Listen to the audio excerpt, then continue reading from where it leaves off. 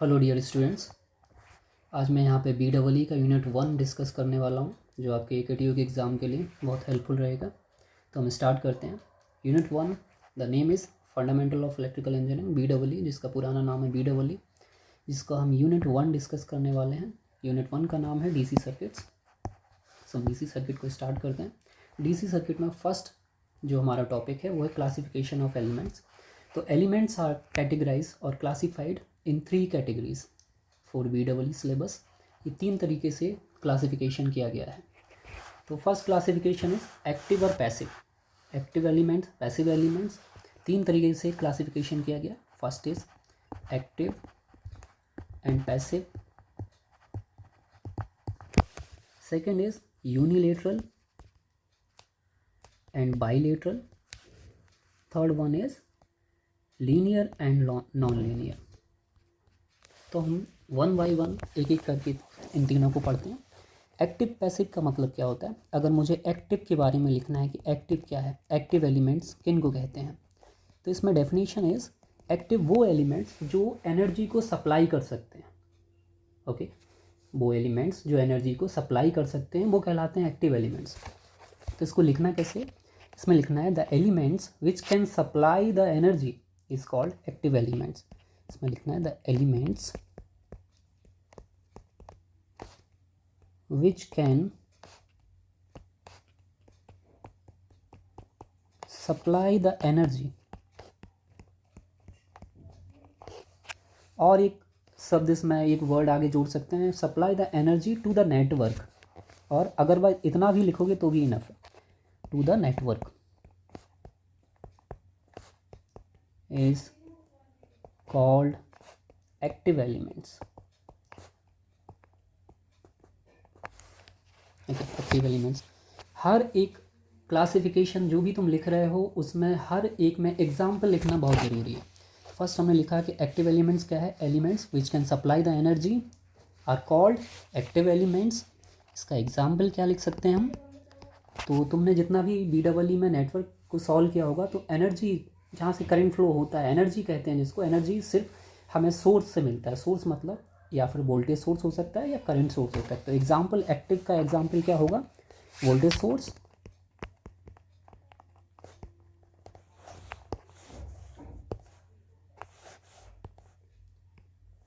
Voltage source और current source. इसके अलावा और भी क्या एग्जाम्पल हो सकता है? इसके अलावा बैटरी हो सकता है, जनरेटर हो सकता है, ये भी हम लिख सकते हैं, बैटरीज लिख सकते हैं। अदरवाइज दो एग्जाम्पल इनफ है। First voltage source, second is current source. Similarly हम लिख सकते हैं पैसिव एलिमेंट्स क्या होते हैं?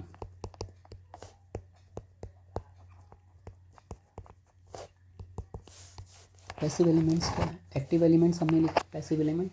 एक्टिव एलिमेंट्स वो जो एनर्जी सप्लाई कर सकते हैं। Elements which can supply energy is called active elements.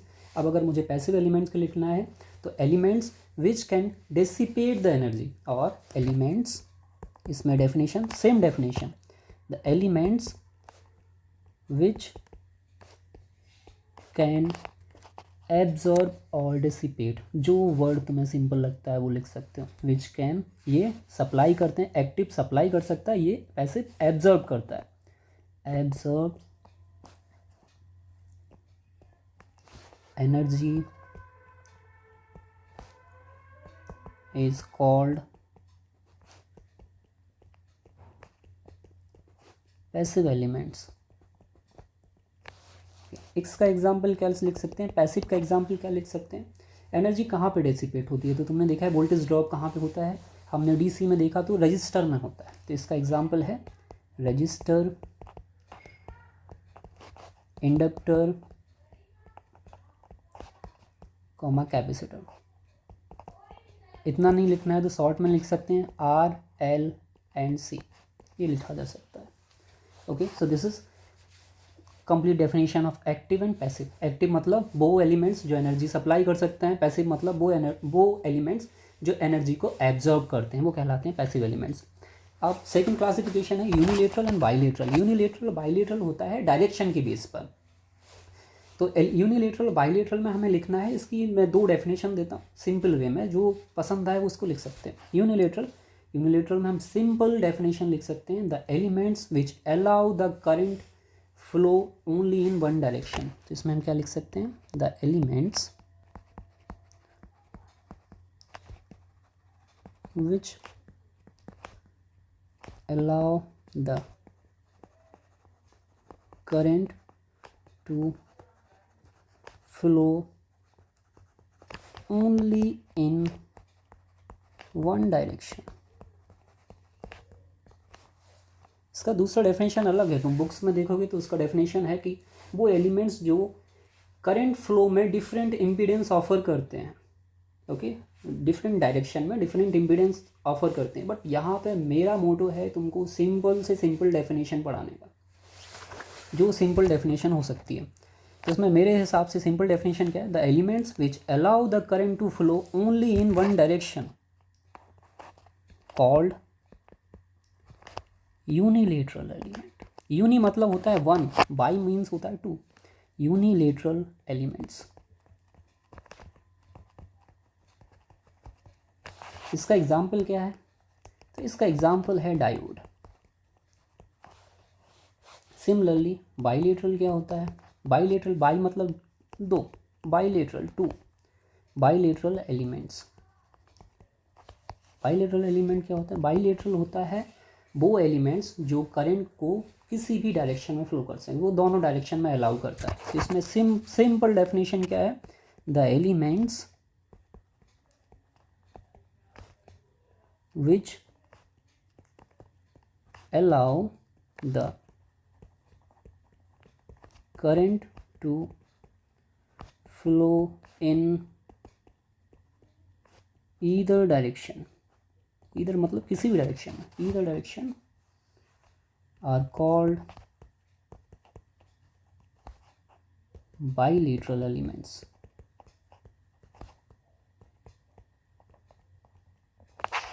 इसका एग्जाम्पल क्या है, तो इसका एग्जाम्पल वही है जो हमने इसके पहले लिखा हुआ था, इसके पहले जो हमने पैसिव एलिमेंट्स में लिखा वही same, register, inductor and capacitor, RLC। Example is RLC। Third category है वो है linear and non linear. Linear and non linear में हमको लिखना एक सिंपल सा डेफिनेशन लिख सकते हैं हम, the elements which follows the principle of Ohm's law are called linear elements। okay, the elements which follow the Ohm's law या the principle of Ohm's law are called the linear elements। second non-linear में लिख सकते हैं which does not follow the principle of Ohm's law। okay, एक definition ये हो गई, एक डेफिनेशन लिख सकते हैं। फर्स्ट लीनियर के लिए हम एक डेफिनेशन लिख सकते हैं which the element, मैं शॉर्ट में लिख रहा हूँ, the elements which follows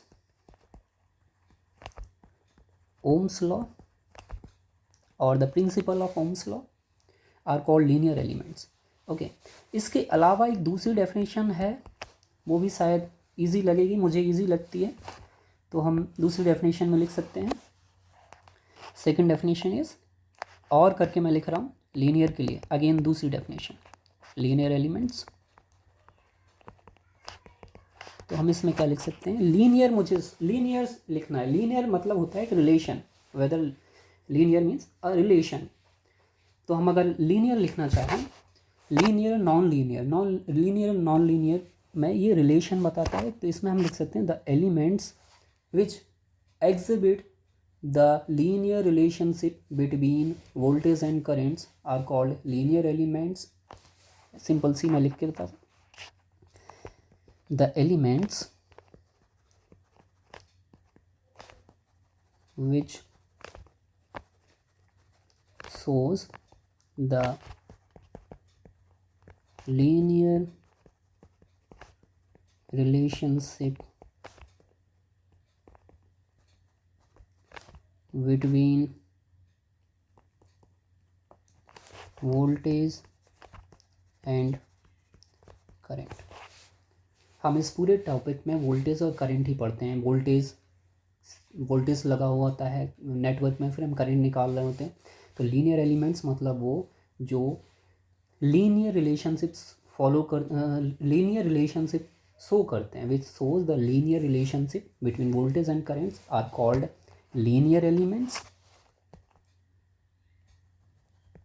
called linear elements. Linear elements का एग्जाम्पल क्या होगा? तो इसका एग्जाम्पल है resistor, inductor and capacitor. Similarly अगर नॉन लीनियर एलिमेंट्स की मैं बात करूँगा,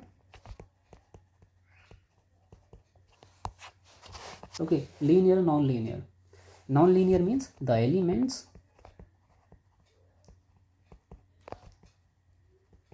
which shows, which does not show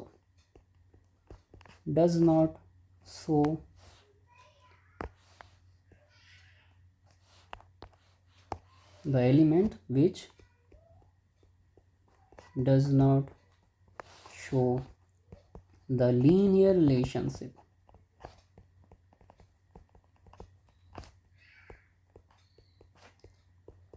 between voltage and current।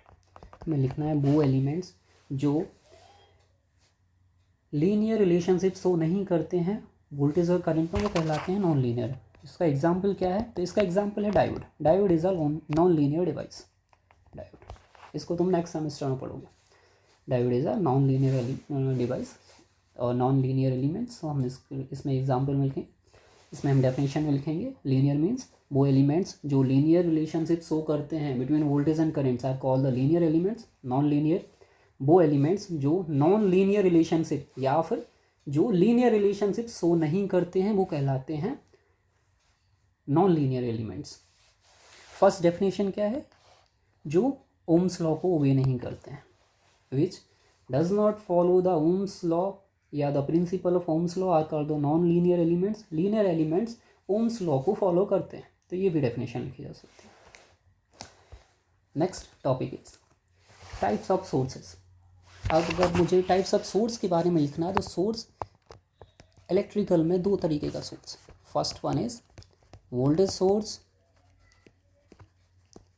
Second one is current source. अब ये सोर्स अगेन कैटेगराइज है दो तरीके में, आइडियल और प्रैक्टिकल। दोनों ही सोर्स को हम कैटेगराइज कर सकते हैं आइडियल में और प्रैक्टिकल में। Okay, so voltage source, ideal voltage source और practical voltage source. Similarly current source की अगर हम बात करेंगे तो ideal current source, practical current source. Sources के बारे में हम बात कर रहे हैं यहाँ पे। तो आइडियल वोल्टेज सोर्स, अब अगर मुझे आइडियल वोल्टेज सोर्स के बारे में लिखना है, आइडियल वोल्टेज सोर्स का मतलब होता है वो वोल्टेज सोर्स, अभी मैं यहाँ पे ड्रॉ करके बताता हूँ। अगर मुझे वोल्टेज सोर्स ड्रॉ करना है इलेक्ट्रिकल में, वोल्टेज सोर्स को हम इस तरीके से दिखाते हैं, प्लस माइनस। ये हो गया डीसी वोल्ट। हम यहाँ डीसी सर्किट पढ़ रहे हैं, पूरी यूनिट डीसी की है, इसलिए ये डीसी सर्किट हो गया। ये कहलाता है टर्मिनल वोल्टेज, ये कहलाता है टर्मिनल वोल्टेज, वी सफिक्स में T.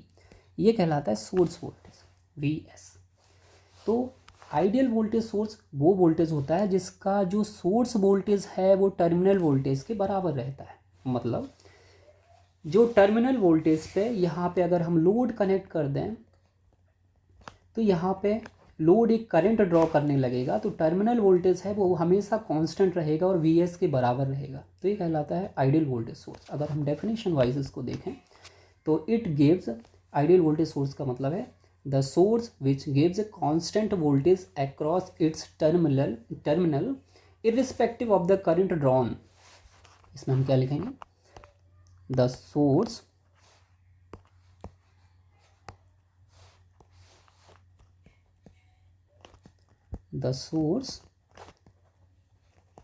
which gives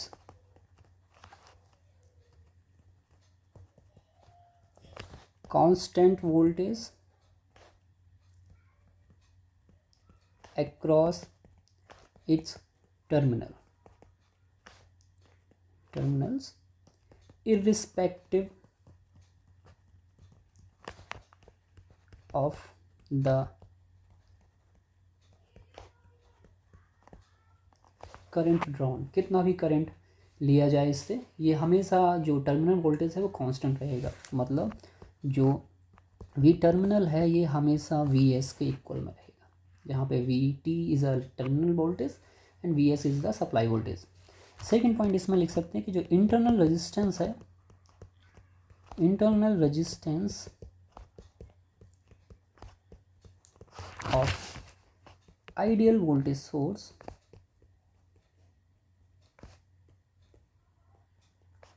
equal to zero. Internal voltage जो इंटरनल रेजिस्टेंस है जिसको हम लिखते हैं आई इंटरनल, ये होता है zero in case of ideal voltage source. Similarly अगर हम प्रैक्टिकल वोल्टेज सोर्स की बात करेंगे तो आइडियल में जो कांस्टेंट वोल्टेज देता है अपने टर्मिनल्स पर वो कहलाता है आइडियल वोल्टेज सोर्स। और इसमें सिमिलर डेफिनेशन लिख लेंगे, thus it ideal practical voltage source मतलब it doesn't give, does not give constant voltage and क्यों नहीं देता कांस्टेंट वोल्टेज, क्योंकि इसमें एक स्मॉल इंटरनल रेजिस्टेंस होता है जिसमें कुछ ड्रॉप्स होते हैं। It doesn't give constant voltage, same definition में लिख देते हैं, it doesn't give constant voltage across its terminal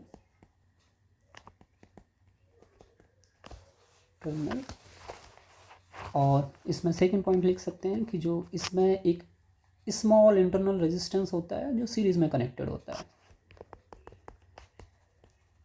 have some small internal resistance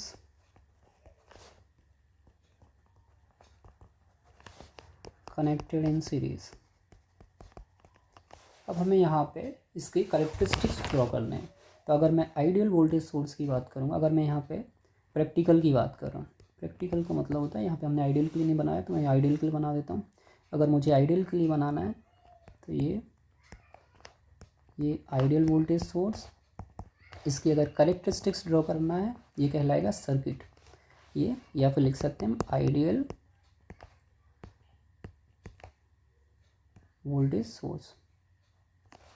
characteristic draw कराएंगे तो हमें यहाँ पे क्या, वोल्टेज सोर्स मतलब कांस्टेंट वोल्टेज, तो हम यहाँ पे वाई एक्सेस पे लेंगे वी को और एक्स एक्सेस पे लेंगे करंट को। अब मुझे इसका कैरेक्टरिस्टिक्स ड्रॉ करना है तो ये ज़्यादा लाइट हो गया आई थिंक,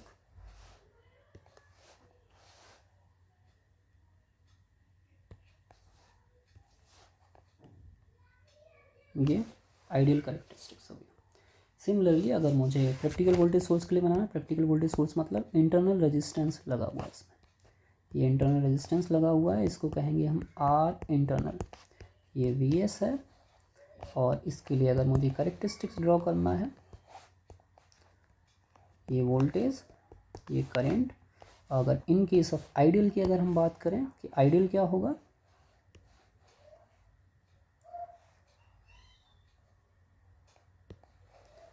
तो ये आइडियल है। अब अगर मैं प्रैक्टिकल बात बोलूँगा कि प्रैक्टिकल क्या है, तो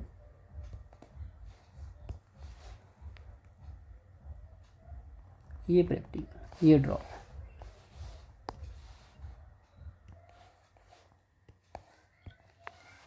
इसको क्या कहेंगे आइडियल, इसको क्या कहेंगे प्रैक्टिकल।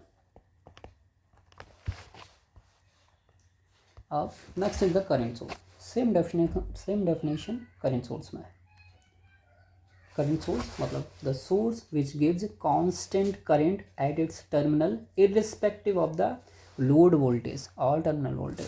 सो हम इसमें क्या लिखेंगे, source which gives constant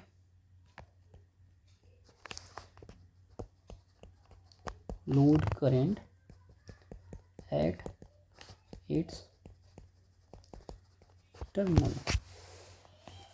first वाले में क्या था, आइडियल वोल्टेज सोर्स में the source which gives constant voltage at its terminal irrespective of the current drawn या लोड करंट ड्रॉन। तो इसमें हम लिखेंगे the source which gives constant load current या constant current at its terminal irrespective of the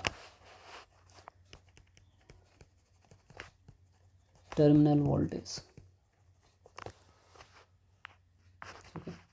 second point इसमें लिखेंगे the internal resistance, voltage source का internal resistance, ideal voltage source का इंटरनल रेजिस्टेंस 0 होता है। और करंट सोर्स की बात करें तो तो करंट सोर्स का जो इंटरनल रेजिस्टेंस होता है वो इनफाइनाइट होता है। Internal resistance of ideal current source equal to infinite. Next is the practical current source. Practical current source मतलब it doesn't give constant load current and have high internal resistance. Okay इसका ये लिखने की ज़रूरत नहीं, that's why the load current. Okay only इतने definition लिखा। हम यहाँ पे बहुत कम से कम टाइम में ज़्यादा से ज़्यादा चीज़ें याद करने की कोशिश करेंगे। अब मुझे यहाँ पे कैरेक्टरिस्टिक्स ड्रॉ करना है। कैरेक्टरिस्टिक्स ड्रॉ करेंगे तो करंट सोर्स को एक एरो से दिखाते हैं। ये हो गया आइडियल। अगर मुझे प्रैक्टिकल दिखाना है तो इसमें इंटरनल रेजिस्टेंस होता है पैरेलल, करंट सोर्स में पैरेलल कनेक्टेड होता है। इसको लिखेंगे आर इंटरनल। सिंस इसको आर एस एच लिखते हैं, आर संट, लेकिन हमको इंटरनल लिख के सो दैट हमें कन्फ्यूज़न ना हो, हम दोनों में इंटरनल लिख सकते हैं। ये हमारा आई एस हो गया सोर्स, ये आर इंटरनल हो गया, ये टर्मिनल वोल्टेज है यहाँ पे। अब इसकी मुझे कैरेक्टरिस्टिक्स ड्रॉ करना है। तो हमने जब हमने आइडियल वोल्टेज सोर्स की बात की थी तो इसकी कैरेक्टरिस्टिक में हमने वाई एक्सिस पे वोल्टेज लिया था और करंट लिया था एक्स एक्सिस पे। जिस चीज़ को हमें कांस्टेंट दिखाना होता है उसको लेते हैं वाई एक्सिस पे। इसमें क्या प्रैक्टिकल करंट सोर्स में क्या कांस्टेंट दिखाना है, करंट, इसलिए हम यहाँ पे लेंगे करंट, यहाँ पे लेंगे वोल्टेज। आइडियल की बात करेंगे तो करंट कांस्टेंट है। ओके, अगर प्रैक्टिकल की बात करेंगे तो ये प्रैक्टिकल, ये इन केस ऑफ आइडियल, ये प्रैक्टिकल। ये कंप्लीट हो जाता है सोर्स के बारे में। Next is very important is Kirchhoff's law. Kirchhoff's ने दो लॉज दिए, इसको फर्स्ट को कहते हैं किरचॉफ्स करंट लॉ या शॉर्ट में इसको कहते हैं केसीएल, सेकंड को कहते हैं केवीएल। किरचॉफ्स करंट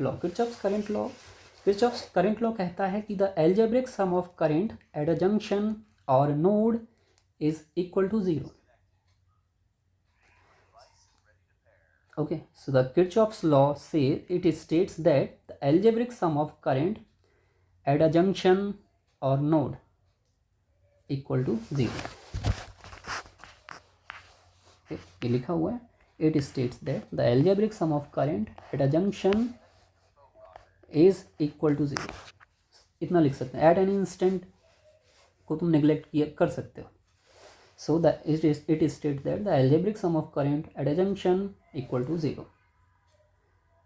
Okay, अब इसके लिए हमें एक जंक्शन बनाना होता है। जंक्शन मीन्स एक पॉइंट है, इस पर सपोज 4-5 कुछ करंट्स आ रहे हैं।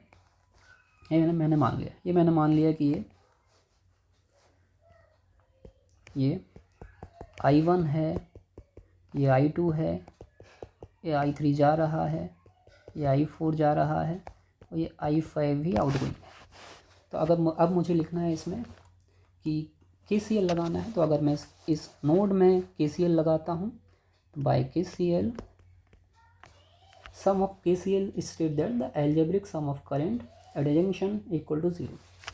तो इसमें मैं लिखूँगा I1 plus I2, outgoing current is I3, so -I3 minus I4 and -I5 equal to 0। या तुम इसको दूसरे तरीके से लिख सकते हो कि आउटगोइंग करंट को हम पॉजिटिव लिख सकते हैं, या इसको लिखा जा सकता है कि I3 plus I4 plus I5 minus I1 minus I2 equal to 0, कैसे भी लिख सकते हैं। या फिर सेकंड पॉइंट हम लिख सकते हैं, इसको इक्वेट करने के बाद इसको ही मैं आगे लिख सकते हैं, तो इसको हम लिखेंगे I1 plus I2 equal to, ये नेगेटिव है तो इक्वल टू के दूसरे साइड में राइट हैंड साइड में हम इसको सेंड कर देंगे, तो ये आ जाएगा I3 plus I4 plus I5, ये हो गया। तो इसकी KCL की सेकंड डेफिनेशन क्या है, the algebraic sum of currents entering at a junction equal to the sum of currents leaving the junction. Current बनता है चार्ज से, इसलिए इसमें याद कर सकते हैं, याद करने के लिए एक ट्रिक है कि करंट बनता है चार्ज से, current is I equal to dQ/dt, जहाँ पे Q क्या है, चार्ज, इसलिए this is the based on law of conservation of charge. और इसमें फिर हम लिख सकते हैं summation of I equal to 0। This is all about the KCL। Application क्या है इसका, तो हम नोडल एनालिसिस में यूज़ करते हैं, बस इतना लिखना है। Application, it is used in nodal analysis. Second law is Kirchhoff's voltage law, this is called second law. Kirchhoff's का सेकंड लॉ है Kirchhoff's voltage law. Kirchhoff's voltage law same definition है, it states that the algebraic sum of voltage, important thing is in a close path equal to 0, या लिख सकते हैं the algebraic sum of voltage in a mesh equal to 0, या इन a mess लिखो क्योंकि हम इसका यूज़ करते हैं मैस एनालिसिस में, तो हम इसमें लिख सकते हैं algebraic sum of voltages in a mass is equal to 0। Okay, अब अगर मैंने लिया कि यहाँ पे एक सर्किट है जिसमें ये यहाँ पे V1 ड्रॉप हो रहा है, यहाँ पे V2 ड्रॉप है, यहाँ पे V3 ड्रॉप है, तो ये E है। इसके लिए अगर मैं स्टेटमेंट्स, इसके लिए अगर मैं KVL लिखूँगा, जैसे कि हम लिखते थे, इसको भूल जाओ, हम दूसरे तरीके से लिखते हैं। हम लिखते थे, हम वोल्टेज ड्रॉप को लेते हैं पॉजिटिव और वोल्टेज राइज को लेते हैं नेगेटिव। ओके, या तो मैं ऐसे भी लिख सकते हैं इक्वल टू V1, या जो मैंने क्लास में पढ़ा है उसके अकॉर्डिंग ये होगा V1 plus V2 plus V3 equal to E, या माइनस E इक्वल टू 0, या इसको लिख सकते हैं V1 plus V2 plus V3 equal to E। This is the KVL। This is the mathematical statements of KVL। All voltage drop, ये मैंने लिख दिया है कि सारे जो वोल्टेज ड्रॉप हैं उसको हम पॉजिटिव लेते हैं और वोल्टेज राइज को नेगेटिव लेते हैं, या तुम अपोजिट ले सकते हो, क्लास में अगर अपोजिट पढ़ा हुआ है तो अपोजिट ले सकते हो, उससे कोई फ़र्क नहीं पड़ता। एप्लीकेशन इन मैथ्स एनालिसिस, बस इतना लिखना है। ये बेसिक कॉन्सेप्ट है कि नोड क्या है, जंक्शन क्या है। नोड होता है जहाँ पे 2 या 2 से ज़्यादा एलिमेंट्स कनेक्ट होते हैं, उसको नोड कहते हैं। जंक्शन, जहाँ पे 3 या 3 से ज़्यादा नोड कनेक्ट होते हैं, उसको जंक्शन कहते हैं। रेफरेंस नोड उसको कहते हैं जिसका हम पोटेंशियल एज्यूम कर लेते हैं कि ये 0 है। ब्रांच मतलब ये जो कनेक्टेड है R1, ये ब्रांचेस कहलाते हैं। मैस कहलाता है शॉर्टेस्ट पाथ, ये मैस है, शॉर्टेस्ट पाथ जहाँ पे करंट फ्लो हो सकता है। लूप ये भी है, लूप ये भी है, लूप ये भी है, देखो। ओके, डिफरेंसेस, मैस लूप हो सकता है लेकिन हर लूप मैस नहीं हो सकता है। अगर मैं ये लूप लूँगा तो ये मैस नहीं है, मैस का मतलब होता है shortest path.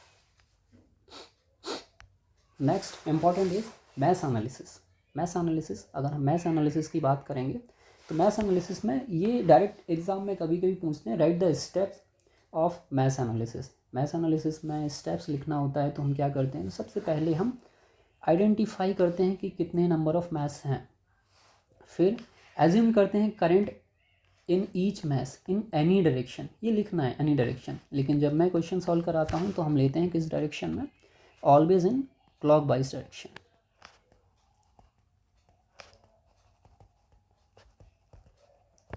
Clockwise direction. Apply KVL, इसके बाद first identify the mesh, second assume the current direction, third step is apply the KVL in each mesh and write the equation, fourth step is solve the equation and find the mesh current. जैसे कि एक example है, अगर मैं इस example में already current define है, अगर करंट डिफाइन नहीं भी है तब भी हम क्लॉकवाइज डायरेक्शन में ही करंट लेंगे। ओके, उससे फ़र्क कुछ नहीं पड़ता है, बस हमको ईजी हो जाता है चीज़ों को सॉल्व करना। और मैंने पढ़ा है कि वोल्टेज राइज को तो मैं नहीं देखना। वोल्टेज राइज का मतलब होता है batteries.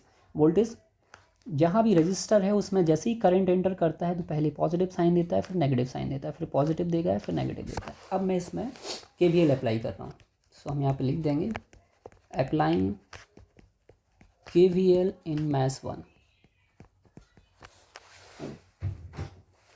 Applying KVL in math 1। तो अब हम इसमें लिखेंगे KVL मुझे लिखना है, तो इसमें I1 करंट है, तो 4I1, ये 2 ओम जो है वो शेयर है बिटवीन 2 मैस I1 और I2 के बीच में।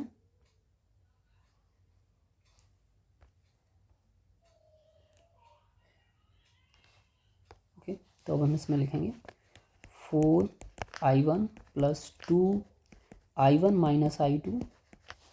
इस 2 के लिए लिख रहे हैं हम 2, इसमें प्लस और माइनस 2 करंट जा रहे हैं। I1 इस डायरेक्शन में जा रहा है और I2 इस डायरेक्शन में जा रहा है। I1 माइनस I2 आगे गए तो हमें यहाँ पे मिला बैटरी का पॉजिटिव टर्मिनल, तो हम लिखेंगे +30, और आगे आए तो हमें मिला बैटरी का नेगेटिव टर्मिनल -40 इक्वल टू 0। इसको रीअरेंज कर लेंगे, I1 को पहले, I2 को, फिर I3 को। अगर I3 है तो हम इस ऑर्डर में लिखते हैं 4I1 प्लस 2I1, तो ये हो जाएगा 6I1, और ये -2I1 -2I2, और ये -10 इक्वल टू 0, इक्वेशन 1। सिमिलरली हम लिखेंगे applying KVL in mesh 2। Second maths में हम KVL अप्लाई करेंगे,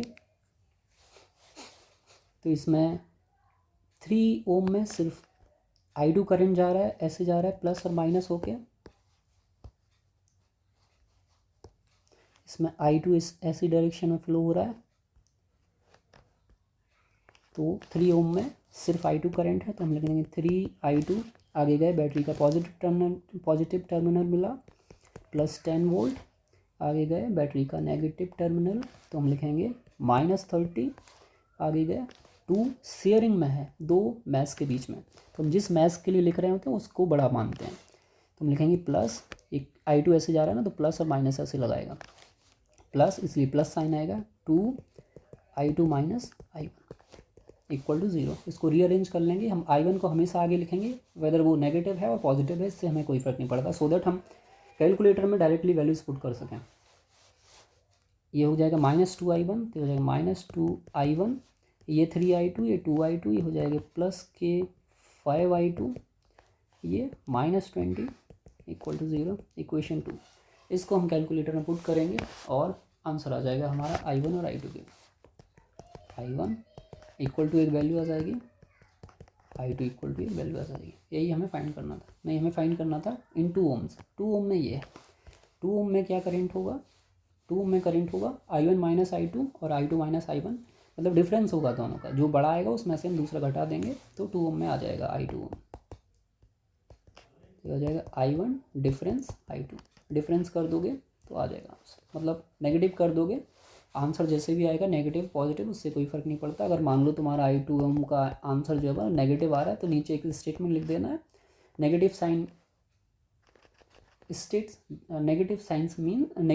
sign means the direction of flow of current is opposite as we assumed. बस इतना लिखना है। सेकंड क्वेश्चन देखेंगे, इसमें कितने मैथ्स हैं। सबसे पहले हम देखेंगे मैथ्स मतलब जिसमें से करंट फ्लो हो रहा है शॉर्टेस्ट पाथ, तो ये I1, ये I2, और हम करंट को I3।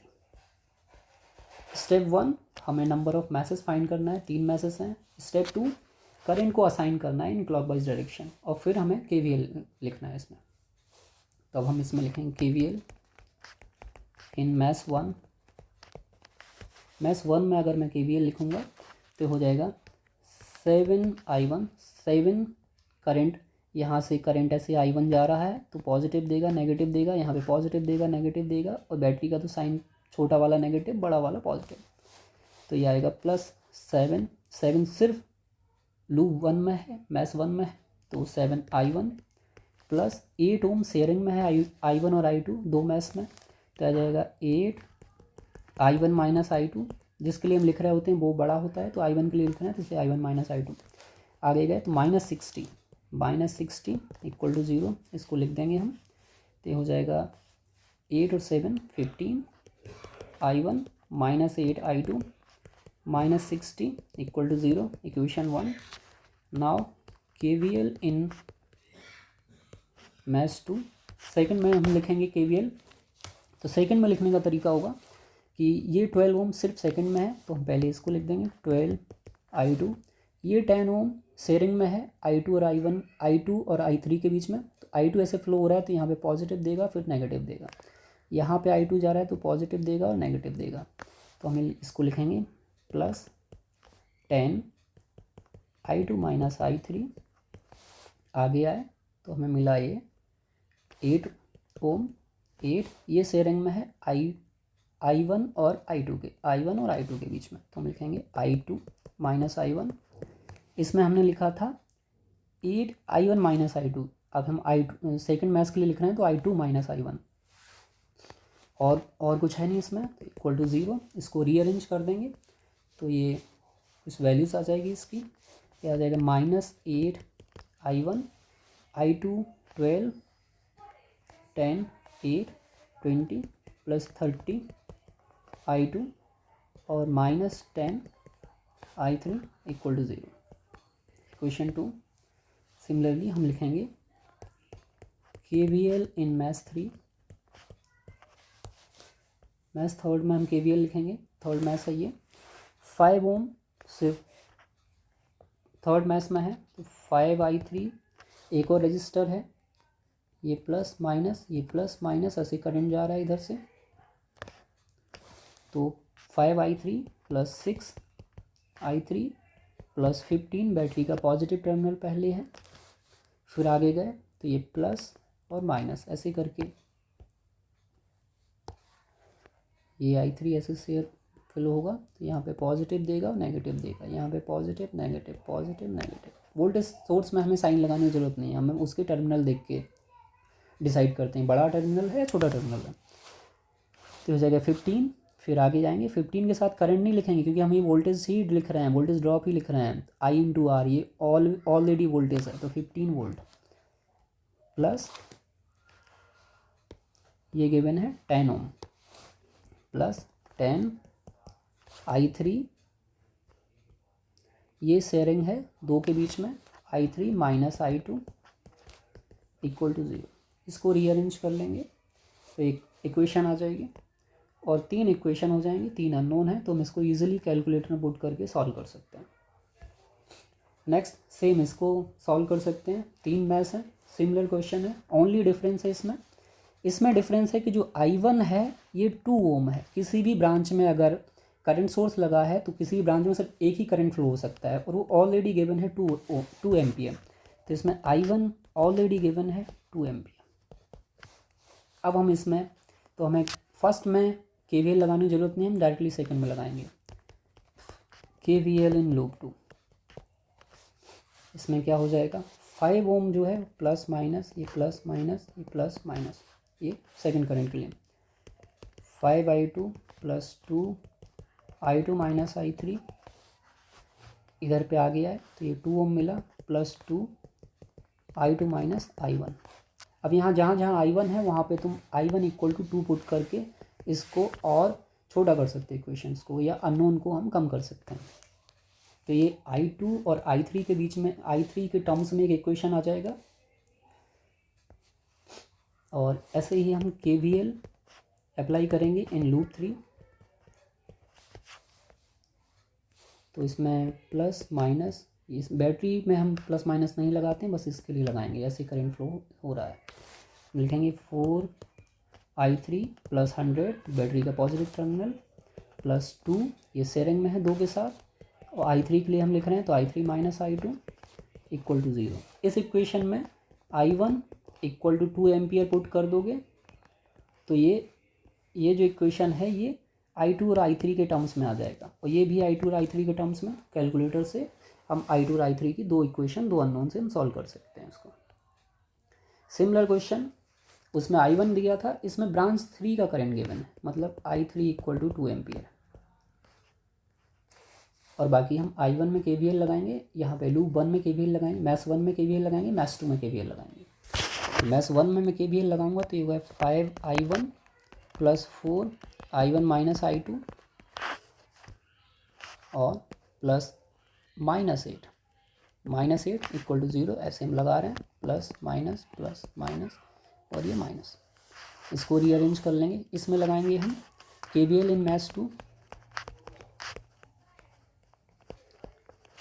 ये था मैथ्स 1 के लिए, ये हो जाएगा 6I2 plus 2I2 minus I3, ये 2 कॉमन है बिटवीन 2 ब्रांचेस,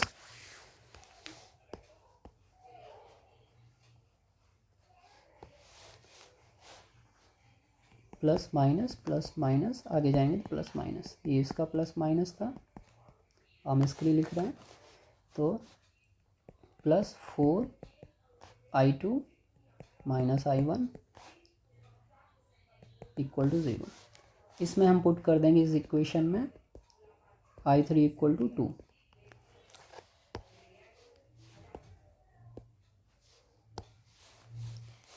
इसमें क्या कर देंगे, पुट इक्वेशन 2, ये क्या है equation 1, put I3 equal to 2 ampere, या I3 इक्वल टू हम क्या लिखेंगे, -2 एम्पियर पुट करेंगे। क्यों? क्योंकि हमने जो एज्यूम किया है ये क्लॉकवाइज डायरेक्शन में एज्यूम किया है, और ये कैसा है, ये एंटी क्लॉकवाइज है, इसलिए I3 इक्वल टू हम पुट करेंगे -2 एम्पियर।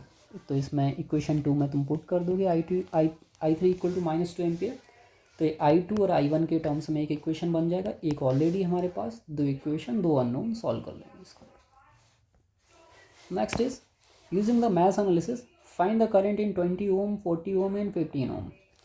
ये सेम सिमिलर क्वेश्चन है, इसको हम सॉल्व कर सकते हैं।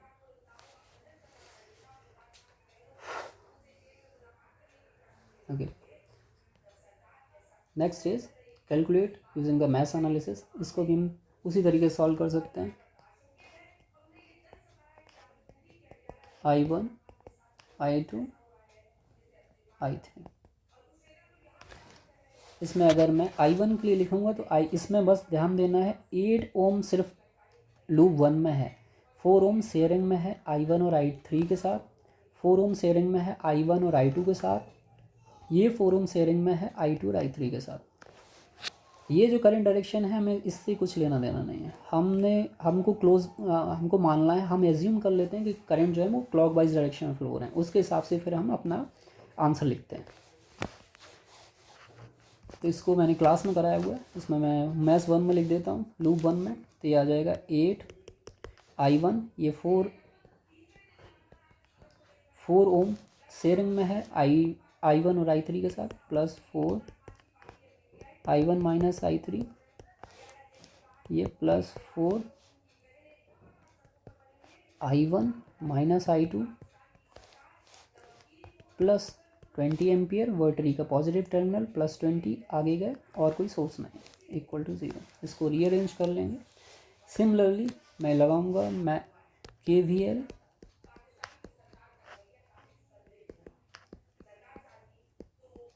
इन मैथ्स 2 में लिखेंगे तो 4, ये अगेन शेयरिंग में 4I2 minus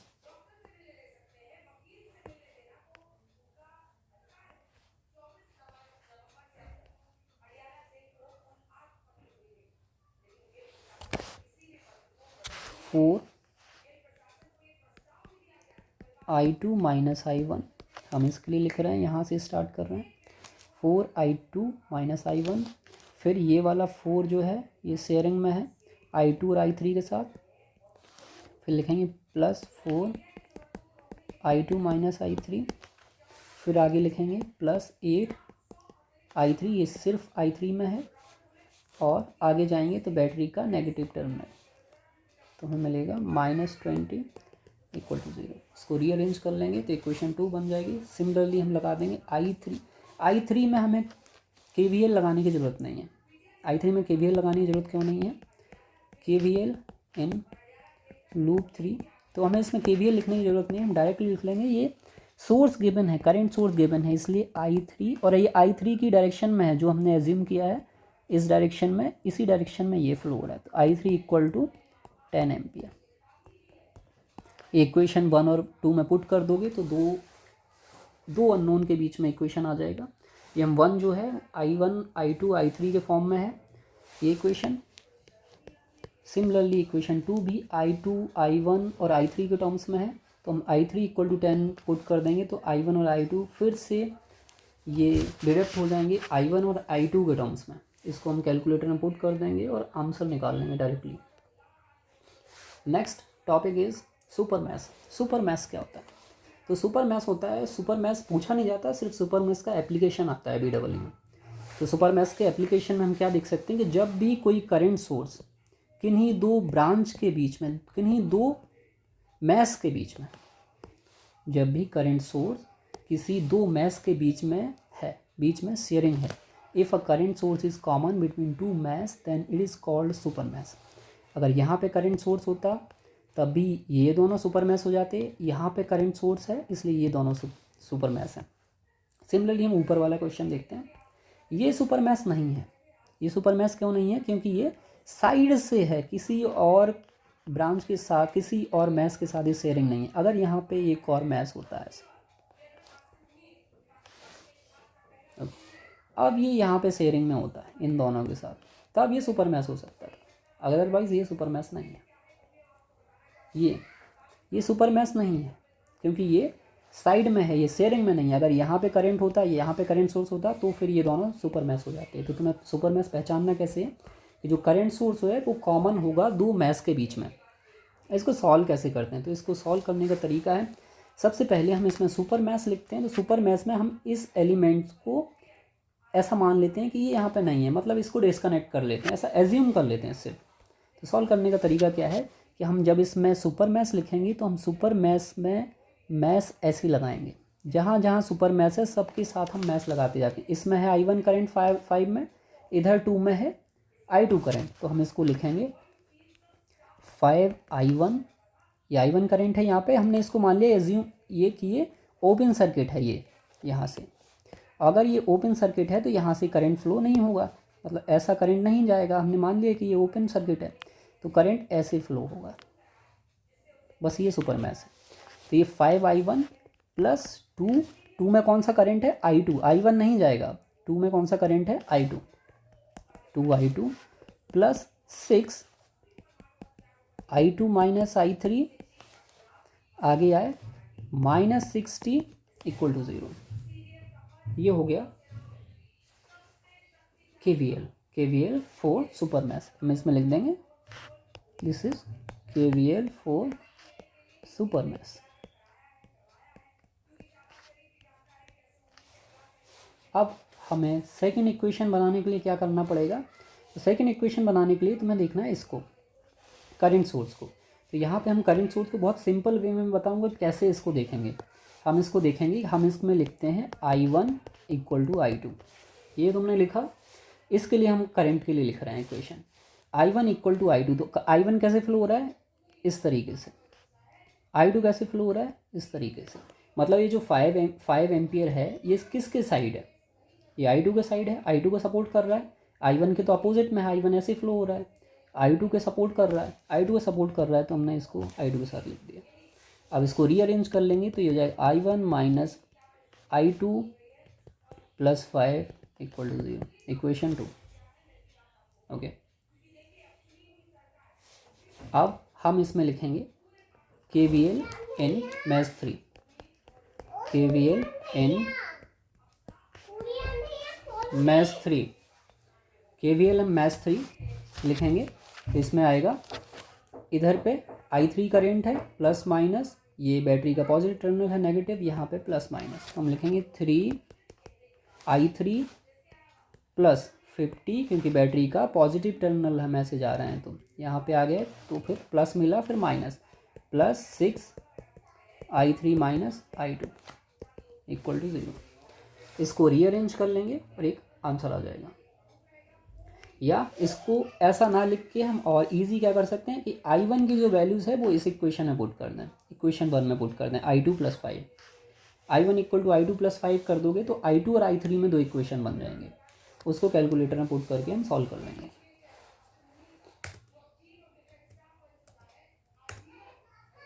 okay, next is nodal analysis.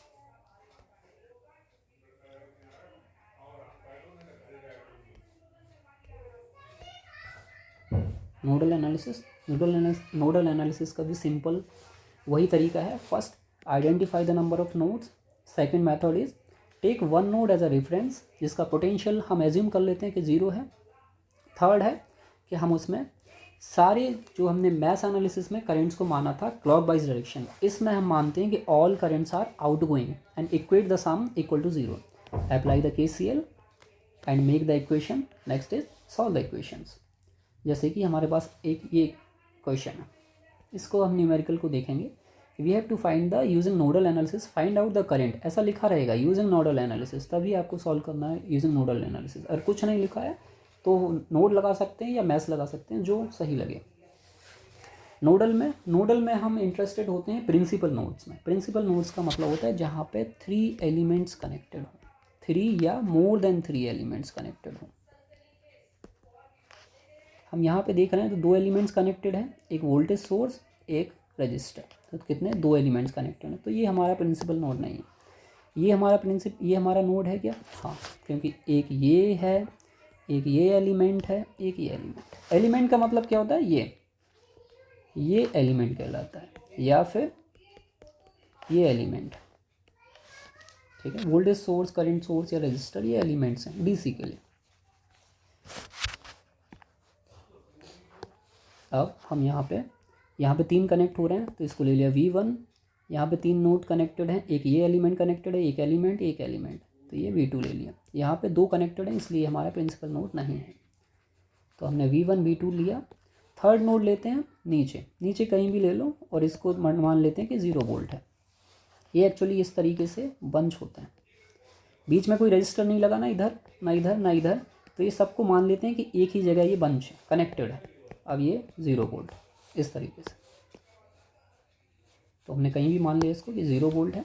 अब इसमें लिखेंगे ऑल सारी करंट जो है आउटगोइंग मान लो, ये I1 I2 I3, ठीक। इस तरीके से हम करंट जो है सारी आउटगोइंग मान लेते हैं। तो हम लिखेंगे KCL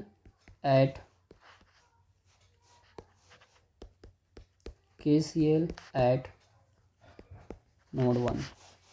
अब नोड 1 पे KCL लिखेंगे तो हम यहाँ पे लिखेंगे V1, हम यहाँ से एक इस वे से यहाँ तक जा सकते हैं रेफरेंस तक, एक इस तरीके से जा सकते हैं, एक यहाँ पे पोटेंशियल डिफरेंस। हमको पोटेंशियल डिफरेंस देखना है कहाँ पे है हमारे नोड से, तो एक यहाँ से यहाँ पोटेंशियल डिफरेंस है, तो एक इसके लिए इक्वेशन लिखेंगे, एक इसके लिए इक्वेशन लिखेंगे, इसके लिए इक्वेशन लिखेंगे। तो हम लिखने वाले हैं इसके लिए, ये हमने माना है V1, तो V1 पहले हम इसके लिखना है V1 माइनस, आगे गए तो बैटरी का पॉजिटिव टर्मिनल, तो हम पॉजिटिव के साथ ही लिख देंगे 25 अपॉन क्या रजिस्टर है 5 कनेक्टेड है। अगर यहाँ पे एक और रजिस्टर होता मान लो 6 ओम का, तो हम इसमें लिख दें 5 + 6। सेंस नहीं है तो हमें नहीं लिखना है। अब लिख देंगे हम प्लस V1। अब इसके लिए लिखेंगे V1 माइनस 0, V1 यहाँ पे कोई बैटरी नहीं है, -0 अपॉन 2। फिर लिखेंगे हम इन दोनों के लिए V1 और V2 के लिए, तो इसके लिए लिखेंगे plus V1 minus V2 upon कितना रजिस्टर है 100, सॉरी 100 नहीं है 10 only, divide by 10 equal to 0। इसको रीअरेंज कर लोगे तो V1 और V2 के टर्म्स में एक इक्वेशन आएगा, और फिर हम लिखेंगे KCL एट नोड 2।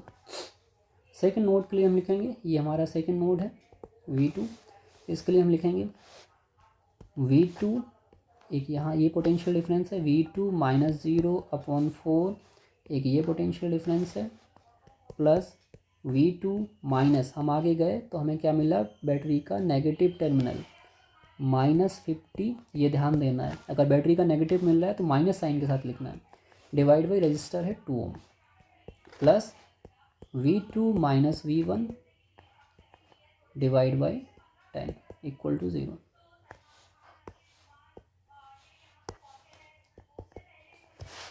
इसको हम सॉल्व कर लेंगे।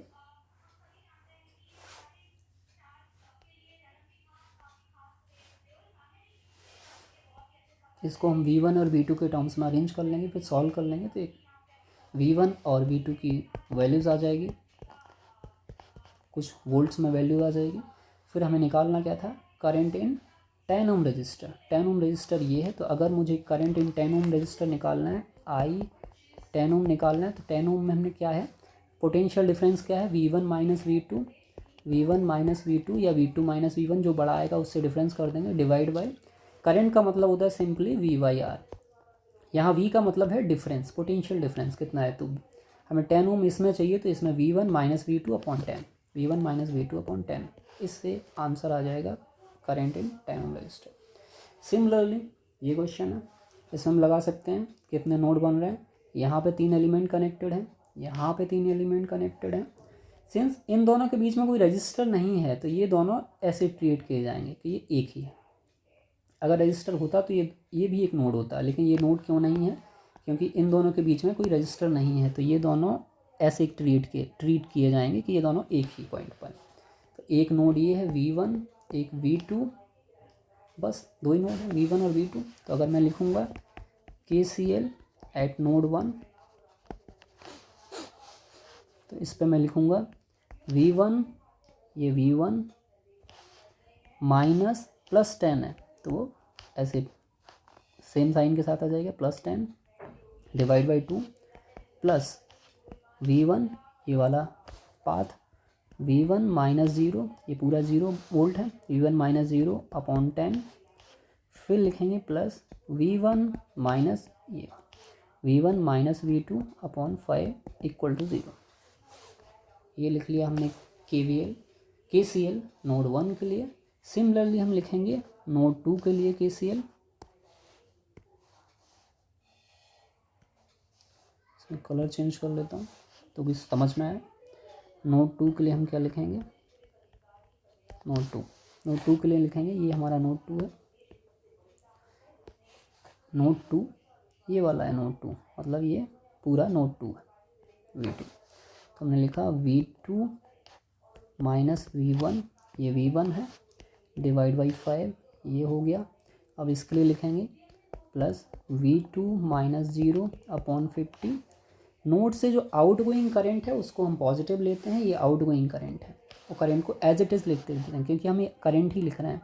ये हमने माना कि I1 है, ये I2 है, ये I3 है, ऐसे, और हम आउट गोइंग अगर टुवर्ड्स नोड होता तो हम इसको नेगेटिव लिखते, तो हम इसको लिखेंगे plus 1/3 ampere directly, only 1/3, plus हम इसमें लिखेंगे V2 ये वाला पाथ, और ये है प्लस 18, प्लस पहले साइन है फिर नेगेटिव है, माइनस प्लस 18, तो 18 डिवाइड बाई 3 इक्वल टू 0।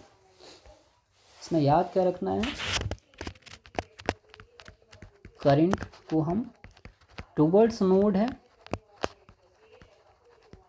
इसको लेते हैं नेगेटिव, और अवे फ्रॉम नोड है, नोड से बाहर की तरफ जा रही है, इसको लेते हैं पॉजिटिव। सिमिलर क्वेश्चन, इसमें भी हम KCL अप्लाई कर देंगे। कितने नोड हैं, सबसे पहले हमें आइडेंटिफाई करना है क्या ये नोड है, ये नोड नहीं है क्योंकि 2 एलिमेंट कनेक्ट हैं, यहाँ पे 3 है, हाँ ये नोड है, हाँ ये नोड है, V1 V2। इसके हम लिख देंगे यहाँ पे 2 बैटरीज हैं, हमें कोई फ़र्क नहीं पड़ता जितने भी बैटरीज हैं हम सबको लिख देंगे। V1 हम आ गया है माइनस टर्मिनल मिल रहा है, तो माइनस 10, और आगे आए बैटरी का पॉजिटिव टर्मिनल है, प्लस 10 डिवाइड बाई एक रजिस्टर है 3, दूसरा है 2 प्लस 2, ये कंप्लीट हो गया। दूसरा V1 ये वाला path, V1 minus 0 divide by 2 ohm है, फिर ये वाला path plus V1 minus V2 divide by 8 equal to 0। Similarly हम लिख देंगे V2 के लिए, तो V2 minus V1 divide by 8, फिर लिखेंगे इस वाले पाथ के लिए plus V2 minus 0 divide by 3, minus 0 नहीं लिखोगे तो भी चलेगा, कोई फ़र्क नहीं पड़ेगा उसमें। और फिर लिख देंगे इस पाथ के लिए तो V2 माइनस, हम आगे आए तो क्या मिला हमें, बैटरी का नेगेटिव टर्मिनल, तो -25 डिवाइड बाई 5 इक्वल टू 0। इसको सॉल्व कर लोगे V1 और V2 दो इक्वेशन, एक ऊपर वाला एक सेकंड इक्वेशन, V1 और V2 की वैल्यूज आ जाएगी। फिर हम निकाल लेंगे जहाँ भी करंट पूछा है। 8 ओम रजिस्टर में करंट पूछा है, मतलब ये है 8 ओम का करंट क्या आएगा, I 8 ओम, ये आ जाएगा V1 माइनस V2 अपॉन 8, या V2 माइनस V1 जो भी बड़ा आएगा उससे हम डिफरेंट कर देंगे, उससे हम उसको माइनस कर देंगे। तो सिमिलर ये इक्वेशन इसमें करंट टुवर्ड्स द नोड है तो हम इसमें लिखेंगे -2 एम्पियर। मतलब अगर मैं यहाँ पे V1 V2 लिखूँगा तो ये आएगा V1 माइनस, इसके लिए लिख रहा हूँ पहले मैं बैटरी का पॉजिटिव टर्मिनल, तो V1 minus 2/2 plus V1/3 plus V1 minus V2 upon 1 equal to 0। Equation 1 होगा, इसको रीअरेंज कर लेंगे तो V1 और V2 के टर्म्स में इक्वेशन आएगा एलसीएम लेने के बाद। अब ये V2 के लिए हम लिखेंगे तो V2 minus V1 divide by 1 plus V2 upon 5, और ये टुवर्ड्स द नोड है इसलिए -2 इक्वल टू 0। इसको रीअरेंज कर लेंगे V1 V2 के टर्म्स में इक्वेशन आ जाएगा, कैलकुलेटर से दोनों को सॉल्व कर लेंगे। सेम क्वेश्चन है, यहाँ पे एक नोड, ओके, यहाँ पे एक नोड, यहाँ पे एक नोड, V1 V2 V3, इसको सॉल्व कर लेंगे। यहाँ पे दो इक्वेशन, यहाँ पे अगर मैं V1 के लिए मैं सिर्फ एक नोड के लिए लिख देता हूँ, बाकी के लिए तुम लिख लेना। V1 अपॉन 2, ये 0 वोल्ट है, V1 इसके लिए लिख रहा हूँ V1 minus 0/2 plus V1 minus V2 इस पाथ के लिए V1 माइनस V2 अपॉन 3। फिर एक ये पाथ भी है, V1 जो है कहाँ कहाँ कनेक्ट है, तो V1 यहाँ भी कनेक्टेड है, ओके, ये V1 V2 V3, एक V1 यहाँ भी कनेक्टेड है इस पाथ से, तो हम इसमें लिखेंगे plus V1 minus V3 divide by 5, और ये करंट क्या है, टुवर्ड्स नोड है इसलिए -10 इक्वल टू 0। सिमिलरली V2 के लिए लिखेंगे V2 minus V1/3, V2 minus 0/5, V2 minus V3/1। Similarly V3 के लिए लिखेंगे V3 divide by V3 minus 0/2 और प्लस 2 एम्पियर, फिर लिखेंगे V3 माइनस V1/5, और ये 3 इक्वेशन बनेंगे 3 नंबर। अब next is super node. Super node का मतलब है सुपर मैश की। जब हम बात करते हैं तो सेम सुपर मैश का मतलब होता है कि जब कोई करंट सोर्स दो मैश के बीच में है, ओके, दो मैश के बीच में कोई करंट सोर्स कॉमन है तब आता है सुपर मैश। और जब दो नोड के बीच में वोल्टेज आता है, वोल्टेज सोर्स आता है तो उसको बोलते हैं सुपर नोड।